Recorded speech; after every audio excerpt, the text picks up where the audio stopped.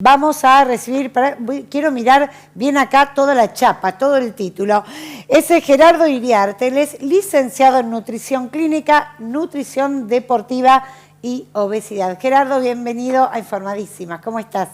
Hola, ¿qué tal? Gracias. Acá estamos muy bien, por suerte. Bueno, nos alegramos aquí por tu visita. Siempre nos parece oportuno hablar, ¿no? Cuando empieza esto que decíamos, ¿no? Las temperaturas favorables, la gente dice, bueno, tengo que bajar unos kilitos para el verano. Por ahí hay mucha gente que, bueno, lo hace de manera, podemos decir, profesional, si se quiere, entre comillas, visita a un nutricionista. Muchos otros no, empiezan lo primero que encuentran a mano, dietas, desprolijidades. Bueno, vamos a esto, Gerardo. Empieza septiembre, ¿son más frecuentes las consultas precisamente en el lugar donde vos trabajás? Sí, realmente siempre en esta época, todos los años, desde que hace unos cuantos años que soy nutricionista, desde el 2000, siempre para septiembre, octubre se empieza a llenar, siempre los consultorios de todos nuestros colegas se llenan más. Lo que pasa que también pasa ahora que la gente toma más conciencia y durante todo el año se consulta. Eso está bueno y viene bien porque ya hay más estabilidad en la alimentación saludable. Eso se ve, perdón, Gerardo, mucho Sí. en Tandil. ¿Vos ves que la gente acá en la ciudad, digamos, se cuida mucho? Da la sensación que acá en Tandil se cuidan más porque ves mucha gente corriendo, como que la ciudad invita mucho también a hacer deportes de recreación al aire libre. Entonces, pareciera que sí, estadísticamente no te lo podría decir porque habría tendría que estar basado en evidencia científica y no te lo podría decir. Pero Claro. Da la sensación que acá en Tandil sí. Pero sí hay un proceso que en todo el mundo creo que la gente se está empezando a cuidar un poco más, estamos viendo más años y se sabe de la importancia de cuidados alimentarios, nutricionales, de descanso, etc. Mira, te llevo por ahí por algunas cuestiones que tienen que ver con la base, ¿no? De las cosas que vos estudiaste. ¿Qué significa que alguien esté bien nutrido? Bien, significa que esté bien nutrido quiere decir que tenga todos los nutrientes necesarios que necesita para desarrollar la vida que está llevando de acuerdo a su etapa etaria, es decir, su edad, sea un bebé, sea un niño, un adolescente, un adulto, un joven o un adulto mayor. Es decir, hay requerimientos durante todas las etapas de la vida y lo importante es que cubramos los requerimientos que necesitamos. Con alimentación balanceada, bien distribuida, buen consumo de agua, con un buen descanso, generalmente vamos a lograr una alimentación, una buena nutrición. Bien, a ver, vos hablabas de todos, digamos, de todos los grupos de alimentos, ¿no? Para lograr esta nutrición completa. Ahora, hay muchas dietas o por moda, hay mucha gente que dice, no, yo directamente he eliminado todo lo que tenga que ver con las harinas, por ejemplo, ¿no? Han como sacado a un grupo de hidratos de carbono, entiendo en este sentido. Digo, ¿eso es bueno, restringirlo? ¿Es necesario consultar precisamente a un experto en nutrición si alguien decide ir por esa vía? Sí, mi recomendación es que siempre consulten a un colega nutricionista, que estamos preparados para poder asesorarlos en los distintos caminos que quiera llevar el paciente. A veces le vamos a decir que sí, otras veces le vamos a decir que no. Obviamente que hay siempre, durante toda la vida hubo muchos tipos de tratamientos nutricionales, algunos que tienen que ver con un momento especial de acuerdo a la enfermedad que tengan, que podemos hacer, y otros que son para otras etapas de la vida. Entonces, yo lo que le aconsejo es siempre consulten con un nutricionista. Sí hay muchas dietas, hay dietas de moda, sabemos que sacar ciertos nutrientes puede traernos algunos beneficios en algunas circunstancias de la vida y otras veces no. Entonces, todo depende de quién lo esté usando y para eso necesitan sí o sí consultar, por lo menos con un nutricionista, o si no, por lo menos con un médico nutricionista. Bueno, también vemos eso, ¿no? Vemos mucha moda en el tema de las dietas. Se habla mucho hoy del ayuno intermitente. ¿En qué consiste, y quiénes podrían llegar a implementarlo? Bueno, el ayuno intermitente se hace desde hace muchos años. En estos años se ha empezado a hacer como más popular. Consiste en pasar muchas horas sin comer, generalmente desde la noche o tarde hasta el otro día al mediodía, y hay veces que se hacen 24 horas de ayuno intermitente, de un ayuno muy, muy largo. Según pareciera que tiene ciertos beneficios, pero todavía no hay suficiente evidencia científica, por lo menos de la medicina tradicional.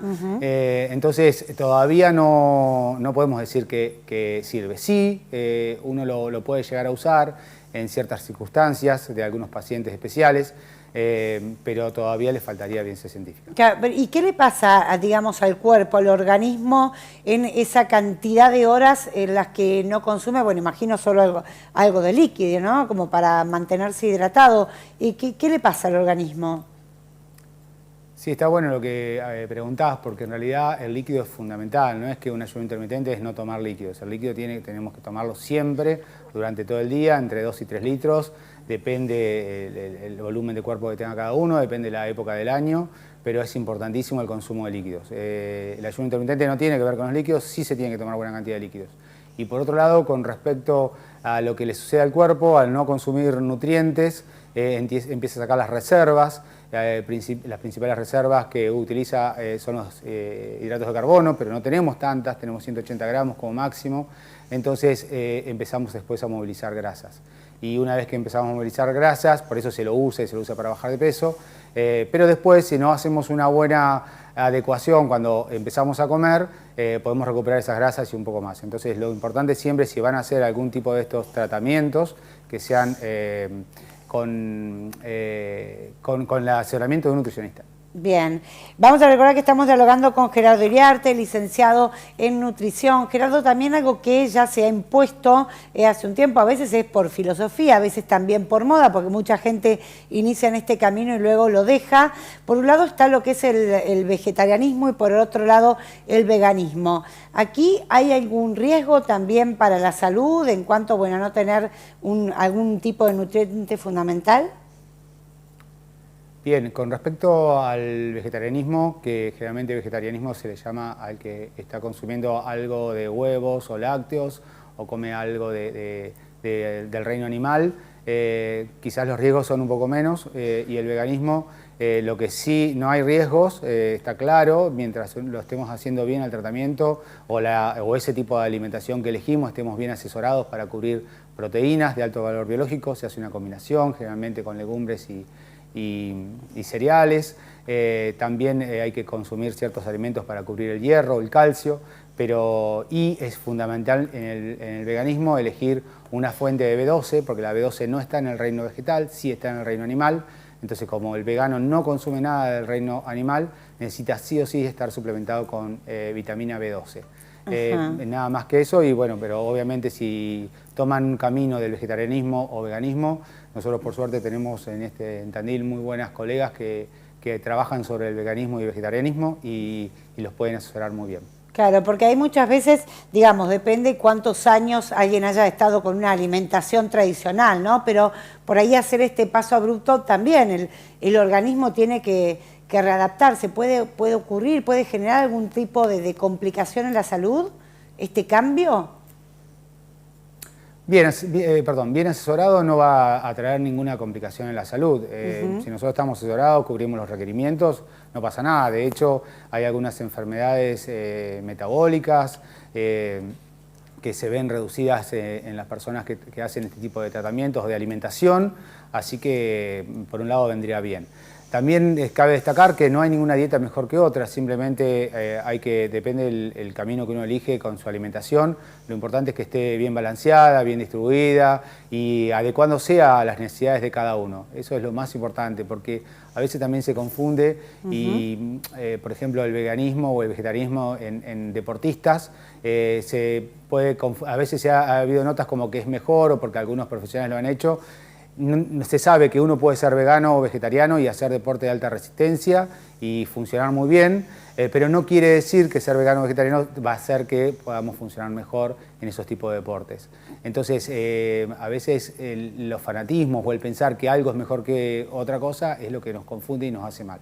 Lo importante es, depende de lo que elijamos, hacerlo con asesoramiento y haciendo lo mejor posible. Bien. Gerardo, digo, más allá de algunas, digamos, políticas públicas que están acompañando en lo que se refiere a la salud y a la nutrición, ejemplo, ¿no?, el etiquetado frontal que ya, bueno, se ha puesto en marcha, ¿crees que, digamos, falta de parte de, bueno, no sé, de los gobiernos, de todos los centros de salud, digamos, falta asesoramiento, falta impulsar algún otro tipo de acción, sobre todo pensando, ¿no?, en el tema de la obesidad, de los más chicos? ¿Cómo lo ves a eso?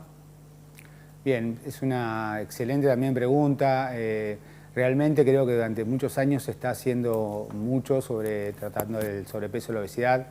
En el 2003, en una reunión que teníamos con el Ministerio de Desarrollo Social, presentamos muchos proyectos. Entre esos proyectos, la mayoría de los proyectos estaban basados en la desnutrición. En ese momento yo ya había empezado a hacer encuestas y veía que el sobrepeso y la obesidad infantil venía en aumento, claro. Entonces ahí empezamos a aplicar los kioscos saludables. Desde ahí en adelante se ha ido aplicando cada vez más políticas de alimentación saludable, tanto de los niños como en la población.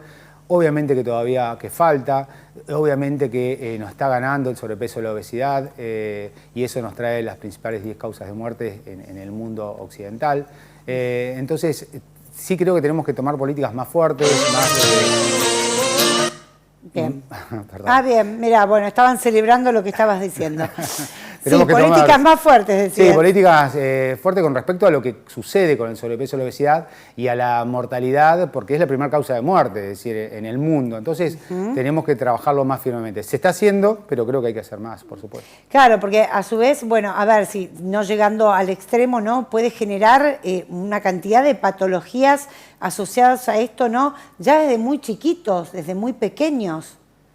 Sí, totalmente. Se ve cada vez más obesidad y sobrepeso infantil, se ve más hígado graso de los niños, se ve más insulinoresistencia, que para que la gente lo entienda es el paso previo a cuando seas en adulto una diabetes. Se ve más hígado graso no alcohólico, que tiene que ver con el sobrepeso y la obesidad en la gente adulta. Antes el hígado graso era de las personas por ahí que tomaban demasiado, la cirrosis, y ahora se ve el hígado graso no alcohólico. Y tiene que ver con esta cantidad de personas con sobrepeso y obesidad en el mundo. No estoy hablando en Tandil ni en Argentina, sino en el mundo, y que va en aumento. Entonces, sí o sí tenemos que tener políticas. Se están tomando políticas. Veo que últimamente con esto del etiquetado de los alimentos, con algunos proyectos que hay sobre sacar impuestos a algunas empresas que hagan alimentos más saludables, también, esto lo leí hace muy poquito, me parece que son políticas públicas que pueden llegar a traer buenos resultados. Sí, vos sabés que pensaba, Gerardo, y quiero también que hagas una lectura de esto, ¿no? Estamos ya atravesando lo que es el mundo pospandemia, donde, bueno, nosotros tuvimos que estar un poco más encerrados, ¿no? El sedentarismo también genera, ¿no?, que muchos, bueno, hayan ganado, digamos, kilos, pero no pensando en una cuestión estética, sino en una cuestión no saludable. Pero también hubo una contrapartida, ¿no?, donde se empezó a hacer mucho más comida casera, cosas menos industriales.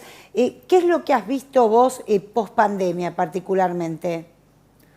Bueno, post-pandemia lo que he visto que obviamente a todos nos cambió, de una u otra manera nos cambió. Sí, en la primera etapa de la pandemia se vio que la gente cocinaba más, estábamos más tiempo en casa, comimos más saludable, más tranquilos, pero también mayores cantidades de calorías y de hidratos de carbono.